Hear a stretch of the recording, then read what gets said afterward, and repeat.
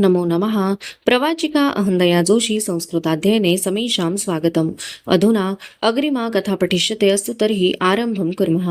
स्वप्ननगरीचे दालन उलगडावे तसा पालखी दरवाजा पार करताना बालेकिल्ल्याचा ऐन शिलावटी भाग समोर आला। एकास एक लागून असलेल्या 7 महालांच्या माळामध्ये असलेल्या जोड चिरेबंद इमारती समोर होत्या। त्यातील कुठल्याही महालाच्या मजल्याला लागून पुढे झुकलेल्या माळवदात उभे राहिले तर आतल्या चौकात दगडी पाटातून फिरविलेल्या पाण्यातील माशांची पाठशिवणीची अविरत खेळी सहज दिसावी अशी चतुर सोय केली होती। त्या 7 महालांची जोड इमारत निरखीत संभाजीराजांनी राजांना विचारले, हे कसले वाडे? हा राणी वसा आहे संभाजीराजे, उत्तर देताना राजांचा आवाज धरल्यासारखा झाला। त्यांना सईबाईंचा आठवा आला। महाल 7 होते। 8वा म्हणण्यापेक्षा पहिला महाल त्यात असायला पाहिजे होता। सईबाईंचा तो नव्हता, असूही शकत नव्हता, तसा तो होताही कोणाला न दिसेल असा। राजांच्या मनात सावळ्या स्मृतींच्या रूपात जिजाऊ राजे संभाजीराजे यांच्यासाठी बांधलेला खासे महाल उर्फ राजवाडा बघून राजे सिंहासन चौकात आले। ही राजदरबाराची जागा होती। सिंहासन बैठकीपासून समोरच्या भव्य नगारखान्यापर्यंत 5 हाती पायपट्टा मोकळा सोडला होता। त्यावर रुजामे अंथरले होते। शानदार सिंहासन बैठक साऱ्यांनी डोळ्याभर बघितली। समोरच्या पायपट्ट्यावर मध्येच एक तलाव खोदून त्यात उसळत्या कारंज्यांची दिमाखदार योजना केली होती। त्या कारंजांभोवती सारी राजमंडळी जमा झाली। हिरोजी इंदळकर कारंजातून पाणी कसे उसळी घेते याची जाणकारी देऊ लागला। संभाजीराजे एकरोखाने वर फवारणाऱ्या पाण्याच्या अगणित धारा बघताना हरवून गेले। नगारखान्याची अस्मानात घुसलेली देखणी कारागिरी डोळ्यांखाली टाकीत राजे संभाजीराजे जिजाऊ दरबारासमोरच्या मोकळ्या पटांगणात आले। जिजाऊंच्यासाठी पालखी जोडण्यात आली। मोरोपंत, अण्णाजी, बाळाजी, दत्ताजी, प्रतापराव इंदळकर, आबाजी पंत, मुधोजी सरकवास, चांगोजी काटकर आणि राजे व संभाजीराजे यांनी पालखीभोवती फेर घेतला। सारा, राणी वसा, येसूबाई, धाराऊ अशा स्त्रिया पालखीच्या पिछाडीला झाल्या। जिजाऊ दर्शनाला निघाल्या। गडदेवाच्या श्री जगदीश्वराच्या होळीचा फेरघेराचा माळ येताच पालखी ठाण झाली। या माळावर होळी सणाचा हुडवा कसा शिलगणार याची माहिती आबाजी पंतांनी साऱ्यांना दिली। मांड घेतलेल्या घोड्यावरून उभ्या उभ्याच स्वाराला खरेदी करता यावी अशी ज्योती राखलेली दुतर्फा एका हारीत दुकाने असलेली व्यापार पेठ आली। अजून ती पेठ वस्ती झाली नव्हती। ती वस्ती करण्याचा मक्ता राजांच्याकडून घ्यावा म्हणून गड चढून आलेला नागाप्पा शेट्टी आपल्या चाकरांसह सामोरा आला। त्याने जिजाऊंच्या पालखीवर सोनमोहरा उधळल्या, त्यांची पायधूळ घेतली। जगदीश्वराच्या मंदिराचा उन्हात झळकता सोनकळस दिसू लागला। जिजाऊंची पालखी मंदिरासमोर ठाण झाली। हात जोड देत राजांनी जिजाऊंना पालखीतून उतरून घेतले। उत्तराभिमुख असलेल्या गाभाऱ्यातील नितळ शिवलिंगासमोर राजबेलाचे जन्माने वाहिलेले पान असावे तसे मध्ये जिजाऊ आणि दुहाती राजे संभाजीराजे उभे राहिले। तिघांनीही वाकून मंदिराच्या दगडी पायरीला हात लावले आणि मंदिराच्या प्रथम चौकात प्रवेश केला। पाठोपाठ राणी वसा, मंत्रीगण आत आले। गाभाऱ्यातील समयांच्या मंद प्रकाशात अर्धवट फुलांनी झाकलेले अभिषेक पात्राखाली जलधारा घेणारे शिवलिंग बघत राजे पुढे झाले। डोकीवर असलेल्या घंटेचा टोल राजांनी दिला। सारे मंदिर आवार घंटानादाने भरून पावले। पुढे टाकावे म्हणून राजांनी पाऊल उचलले आणि फरसबंदीवर रेखलेल्या दगडी कासवाकडे बघताच ते तसेच मागे घेतले। पंत, आम्हा हिंदूंच्या मंदिरात प्रवेश चौकात या दगडी कासवाची योजना का केलेली असावी? काही अंदाज? पाठीशी असलेल्या मोरोपंतांना राजांनी विचारले। जी म्हणत पुढे आलेले मोरोपंत, संभाजीराजे, जिजाऊ सारेच कासवाकडे निरखून खाली बघू लागले आणि पगडी डोलावीत मोरोपंत म्हणाले, नाही स्वामी, तसा अंदाज नाही करता येत, पण हे पहिल्या कुर्मावताराचं प्रतीक असावं। आम्हास वेगळंच वाटतं पंत। मंदिरी येणाऱ्या हरदर्शन भक्तास काम, क्रोध, लोभ, मोह, मदमत्सर हे विकार या कासवाच्या पायांसारखे मागे सारून मोकळ्या मनाने गाभाऱ्यात याची सांग देण्यासाठी ही योजना असावी। पण आम्हा दर्शन भक्तांचे विसरगती नका होईना पाय पडतात ते या कासवाच्या पाठीवर. राजे भारल्यासारखे बोलत होते. कासवाकडे बघताना संभाजीराजांना वाटले, एकदा का होईना कासवाचं रूप आमच्या वाट्याला यावं. महाराज साहेब आणि आऊसाहेब यांचे पाय पडावेत आमच्या पाठीवर. जगदीश्वराचे दर्शन होताच जिजाऊ राणी वशासह बाले किल्ल्याकडे परतल्या. राजे संभाजीराजांना घेऊन गडाचा फेर टाकण्यासाठी पुढे निघाले. काळा हौद, भवानी टोक, बारा टाकी, दारुकोठ्या, मंत्र्यांचे वाडे, कुशावर्त तलाव, शिरकाईचे देऊळ अशा लहान थोर साऱ्या जागा बघून राजे संभाजीराजांच्यासह नगारखान्याच्या पायऱ्या चढून आले. ही रायगडावरची सर्वात उंच जागा निशाण चौथऱ्याच्या काठीवर चढलेल्या भगव्या जरीपटक्याची फडफड साऱ्यांना स्पष्ट ऐकू येत होती. तो तोरणा उगवतीला तोंड धरून राजांनी संभाजीराजांना बोटाने मार्ग दाखविला. तो राजगड. जी संभाजीराजांनी साद भरला. दोघांचेही जरी नामे वाऱ्यावर फरफरू लागले. जिरेटोपातील लगी हिंदोळू लागल्या. कानातील सोन चौकडे डुलू लागले. दुसऱ्याच्या 100-200 मेंढी कळपात चुकार होऊ बघणारे आपले मेंढरू जातीवंत धनगर ज्या नजरेने अचूक पारखून काढतो, तसे सह्याद्रीच्या काळपट रांगात सुरू बघणारे आपले गडेकोट राजे तर्जनी फिरवीत संभाजीराजांना अचूक दाखवू लागले. तो सोनगड, तो चांभारगड, तो घोसाळा, हा लिंगाणा, हा कांगोरा, हा कोकण दिवा, तो तळेगड, शंभूराजे, हा रायगड जगदंबेचा सर्वात थोर भुत्या आहे. भोवतीच्या या गडांच्या कवड्यांची चाळ त्यानं कंठात चढविली आहे. त्या पायथ्याशी फिरलेल्या गांधारी आणि काळ या नद्यांच्या सफेद पाण्यानं त्यानं आईचा तांदूळ चौक भरला आहे. याच्या अंगा खांद्यावरून कोसळणारे पाट संबळ तुण्याचा ठेका धरून आहेत. जवळ असलेल्या उगवतीच्या सूर्याचा पोत करून तो हा हाती धरतो. या जरीपटक्याचा भगवा भंडारा त्यानं माथी माखून घेतला आहे. असा हा रायगड आहे. राजांनी हाताची बोटे छातीशी नेत त्या भुत्याला मान दिला. शुभ मुहूर्तावर राजांनी जिजाऊंच्या हातांनी जगदीश्वराला अभिषेक करविला. महिन्याभरातच रायगडाचा दफ्तरी राबता बसला. गड नांदू लागला. गडावरच्या थंड हवेत जिजाऊंचे दम्याचे दुखणे उचल खाऊ लागले. राजांच्या सल्ल्याने त्या गड उतरून पाचाडच्या वाड्यात राहायला आल्या. त्यांच्या सेवेसाठी पुतळाबाईही गड उतरल्या. महाडचे निष्णात वैद्य गंगाधर पंतांनाही सेवेसाठी पाचारण्यात आले. पाचाडच्या वाड्याच्या कारभाऱ्याला सदरेशी बोलावून राजांनी एक सक्त आज्ञा केली. एक फेरघेराची घंटा वाड्याच्या सदरी तुळईस बांधणे. त्यावर एक तासवाला नेमून देणे. रोज आऊसाहेबांची स्नानादी अन्निके आटोपून त्या तुळशी पूजेसाठी सदरी येतील त्या समयास घंटेचे टोल एकसुरी देत जाणे. त्या इशारतीने आम्ही युवराज संभाजीराजांच्या समवेत मावळ माचीवर दाखल होऊ. दुरून का होईना जे घडेल ते आऊसाहेबांचे चरण दर्शन करू. ये काम बिला कसुरीने हररोज पार पाडीत जाणे. आता पाचाडवाडीत सकाळ धरून नित्यनेमाने घंटेचे टोल घुमू लागले. त्याने केवळ राजे संभाजीराजे यांची सोय झाली नाही, पाचाडातील शिबंदीच्या शिलेदारांना 18 कारखान्यातील कष्टकऱ्यांना कळून चुकले की घंटानाद घुमू लागताच जिजाऊ साहेब सदरेवर आलेले असतात. असेच संभाजीराजांना बरोबर घेऊन राजे एकदा मावळ माचीवर आले. पाचाडच्या रोखाने उठलेले घंटेचे टोल वाऱ्यावर स्वार होऊन माचीकडे सरकले होते. दिवस कासराभरवर चढला होता. दगडबंद बुरुजावर उभे राहून राजे संभाजीराजे पायथ्याच्या पाचाडच्या सदरेवर डोळे जोडून उभे होते. चुन्याची बोटभर खडी रेष दिसावी तशा जिजाऊ दूरवर सदरेवर दिसू लागल्या. त्या दिसताच दोघांनीही अदब मुजरे घातले.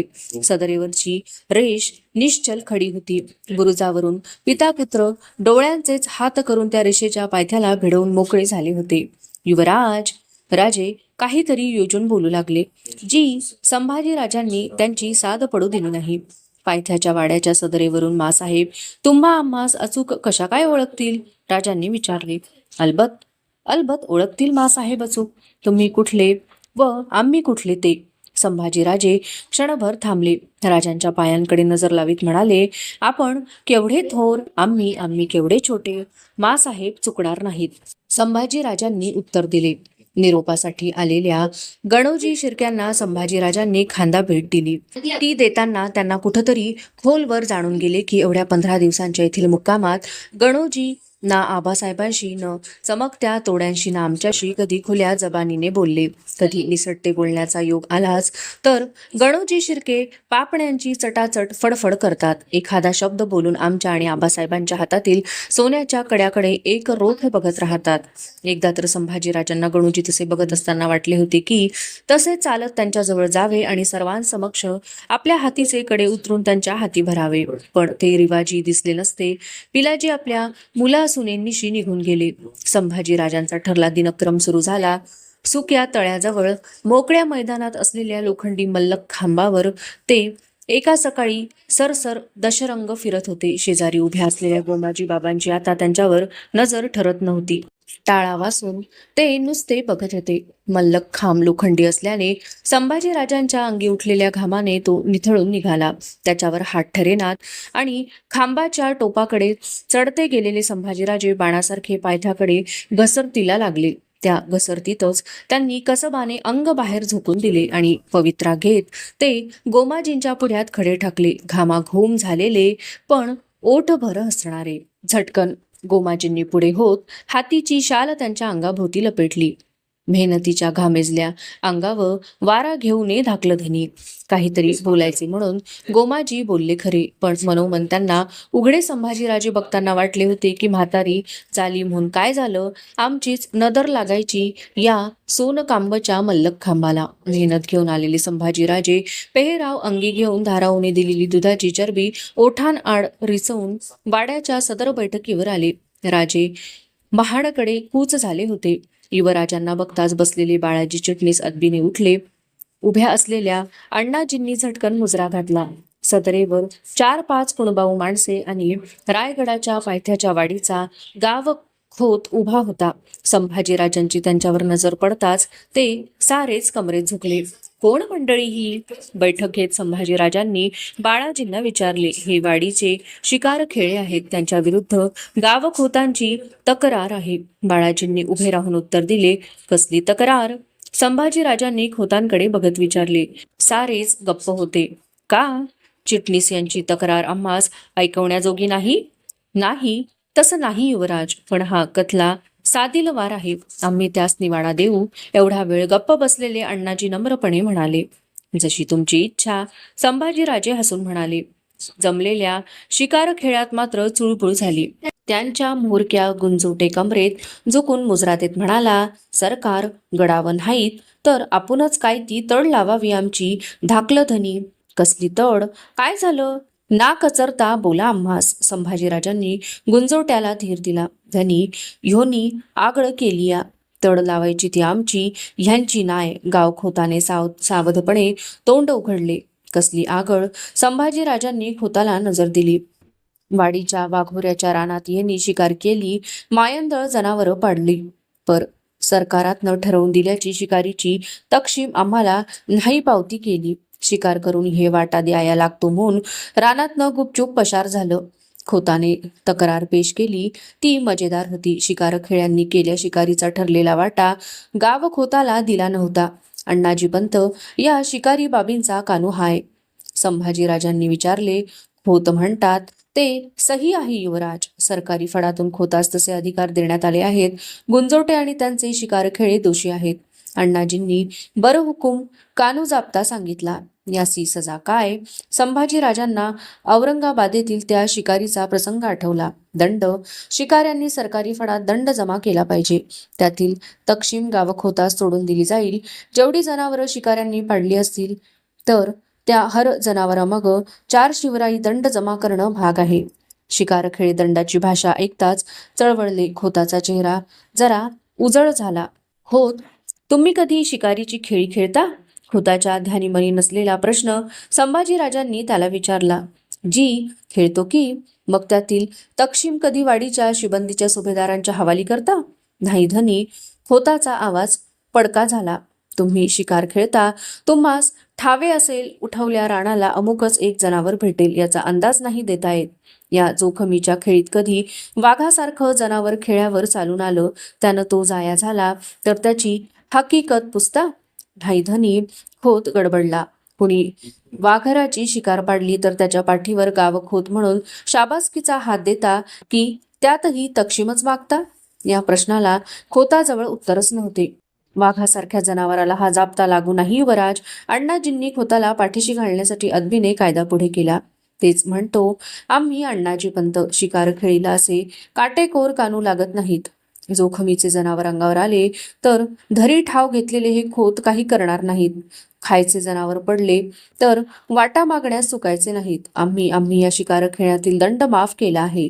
पण पण युवराज, कानूप्रमाणे अण्णाजी, आम्ही दंड माफ केला आहे ही आज्ञा आहे. संभाजीराजांचा आवाज करडा झाला. मान ताठ झाली. अण्णाजी लपकन कमरेत झोपले. खोत जातीचा शिकारी वाटा म्हणून आलेले शिकार कधी खात नाही हे ध्यानी ठेवा. गुंजोटे जातीचा शिकारी ज्यांना ज्यांना शिकार झाल्याचे कळले त्यांना वाटा तोडून दिल्याखेरीज रानातून गुपचूप पळून जात नाही हे विसरू नका. अण्णाजी पंत, आम्ही आज्ञा केली ते मनी लावून घेऊ नका. थोरपणी आम्हास क्षमा करा. औरंगाबादेच्या रानात आम्ही वनगायींची शिकार होताना डोळ्यां देखत पाहिली. त्या खेळ्यांना दंड करणे तुम्हा आम्हा कोणाला साध्य न होणारे. त्यावेळी वनगाई समोर बघून हातीची हत्यारे तशीच खाली नेणाऱ्या आमच्या खेळ्यांचा आम्हास कोण अभिमान वाटला. यांना दंड माफ करताना वाटत नाही एवढा आनंद आम्हाला त्या खेळ्यांना मरातबानं बक्षिशी बहाल करताना वाटला असता. खोत आम्ही जातीनिशी तुमच्या रानात उतरू शिकार खेळण्यासाठी. रानडुक्करांची त्यावेळी आमच्या सोबतीला असा. पूर जनावर वाहून वाडीत न्या. तुम्ही शिकार खा, वाडीच्या गावकऱ्यांच्या तोंडी घाला. जगदंब जगदंब. संभाजीराजे थेट राजांच्या सारखे पुटपुटले. छातीच्या कवड्यांच्या माळेवर हात बोटे फिरवीत बैठकीवरून उठले. जगदीश्वराच्या दर्शनासाठी म्हणून अंतःपुराकडे चालू लागले. त्यांच्या पाठमोऱ्या आकृतीला साऱ्यांनीच मुजरे घातले. अण्णाजी पंतांच्या हातातील उपरण्याचे शेव मुठीत घट्ट आवळले गेले होते. युवराजांच्या राजदर्शनाने ते दिपून गेले होते. पण कथलेकरांसमोर झालेल्या करड्या आज्ञेने ते मनोमन कुठेतरी खोलवर दुखावले गेले होते. गडावर कोसळणाऱ्या अखंड धारा थांबून थोडासा भांगा मिळताच पाचाडच्या वाड्याच्या सदरीवर घंटा ठणठणून उठत होती. ती ऐकताच असतील तिथून जोड घेऊन राजे आणि संभाजीराजे मावळ माचीवर जात होते. पावसाळी कुंद आकाश पसरलेले भुरके पाणतुषार यांनी 100-200 हातांपलीकडचे काहीच दिसत नव्हते. गूढ धुकट दरीतून नुसता ठण ठण असा आवाज ऐकू येई. त्याच्या रुखाने मावळ माचीवर राजे संभाजीराजे यांचे मुजरे होत दोघेही न बोलता समोरच्या धुकट गडतळाकडे बराच वेळ बघत राहत. पावसाची सर धरू लागली की हुजरे पुढे येत. त्यांच्यावर छत्री धरीत 8-10 दिवस असे गेले. जिजाऊ दिसत नव्हत्या. हैराण झालेले संभाजीराजे मावळ माचीवर उभे असता राजांना म्हणाले, आबासाहेब, या घंटेच्या टोलांनी आम्हास राहवत नाही. आम्ही पाचाडात उतरावं म्हणतो. राजांना मासाहेब आणि संभाजीराजे यांचा काळीज मेळ माहीत होता. समोरच्या धुकटलेल्या गडतळाच्या रोखाने बघत ते म्हणाले, कधी कधी तुमचा आम्हाला हेवा वाटतो. मनी उठणारे तुम्ही साफ बोलून जाता.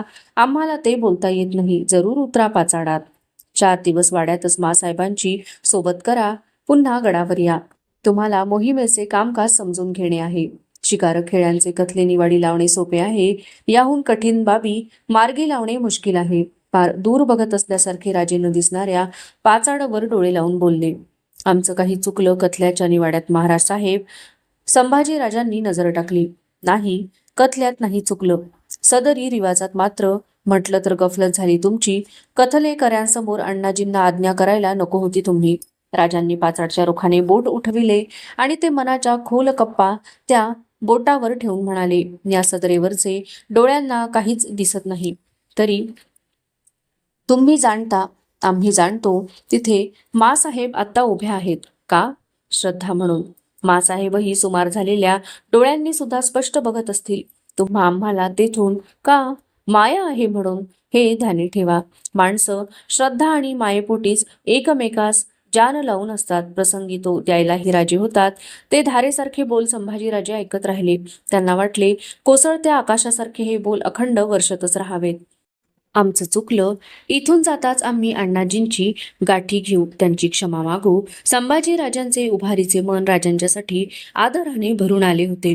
नको, ती दुसरी चूक होईल. तुम्ही युवराज आहात, राजे गडबडीने म्हणाले. ध्यानी ठेवा, राजांना चूक करता येत नाही आणि केल्या चुकीला सफाई देता येत नाही. चला, पाचाडात उतरण्याच्या तयारीला लागा. राजांनी त्यांच्या खांद्यावर हात ठेवला.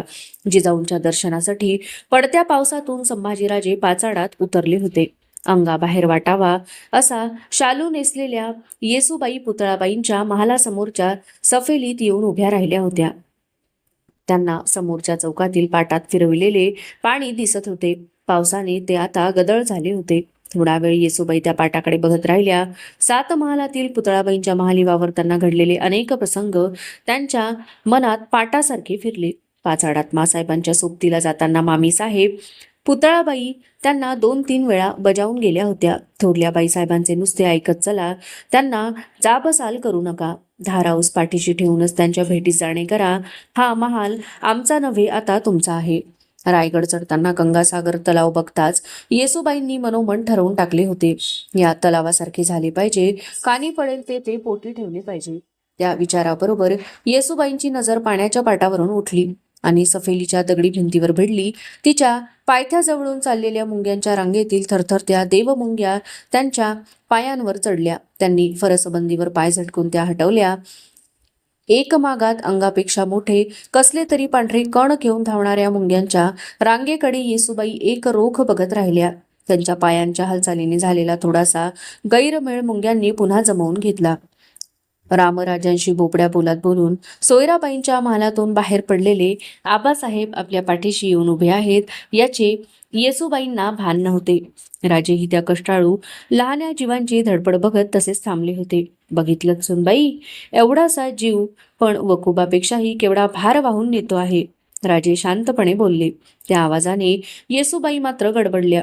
झटकन त्या तळ हातात पदराचा शेव घेऊन नमस्कारासाठी झुकू लागल्या. त्यांना थोपवून वर घेत राजे म्हणाले, असू दे. खालमानेने उभ्या असलेल्या येसूबाईंच्या कपाळीच्या मेणमळल्या आडव्या कुंकुबोटात राजांची नजर क्षणभर स्थिरावली आणि कारण नसता त्या बोटांनी खोलवर रुजलेली सईबाईंची सय उमळून आली.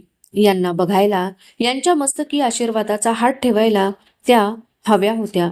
अनेक विचारांची मुंग्यासारखी एक रांग राजांच्या मनी सरत गेली. तिचा माग घेत गंभीर झालेले राजे संथ पावलांनी चालू लागले. त्यांना तसे चालताना बघून येसूबाईंना आपल्या आबांचा पिलाजींचा आठव झाला. क्षणापूर्वी राजे म्हणाले तेच बोल प्रत्यक्ष आपले आबाच भोगऱ्या आवाजात आपल्या कानात सांगतायत असे येसूबाईंना वाटले. एवढासा जीव पर वकुबा परास केवढा भार वाहून नेतोय. अवशिष्टा कथा अग्रिमे भागे पठिष्यते. अस्तु तर्हि पुनर्मिलामः. तावन् मंगलं भूयात्, शुभं भूयात्. नमो नमः. धन्यवादः.